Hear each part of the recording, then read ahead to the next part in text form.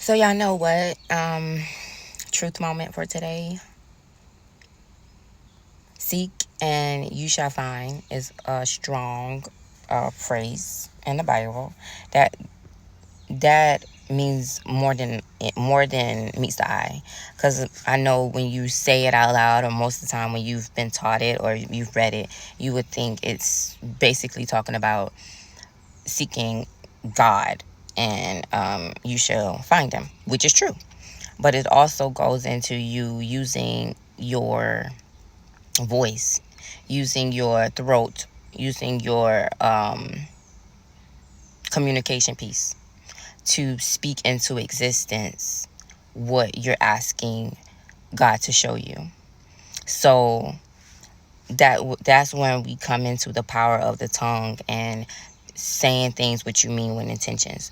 Because on my journey, when I started to seek information for self, I started to ask God to show me. And I also started to ask God to show me what I was battling with that was not a part of me. Because I knew where I wanted to be in my future. And I knew where I was in my present didn't align anything with it.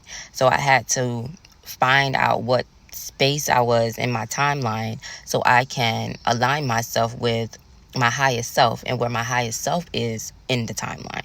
Because somewhere along the journey, you guys remember I say all the time, we get stuck in our childhood trauma.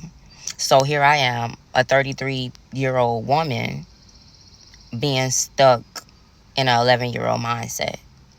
I had to go back and grow myself because I stopped growing. I had to go back and allow God to help me become the 33-year-old version of me. I had to allow God to come in and let me know that, okay, you're still acting like a brat. You're still acting like you don't have no common sense. You're still acting like I didn't teach you better. You're still acting like you're not a queen. And I'm not accepting that behavior anymore.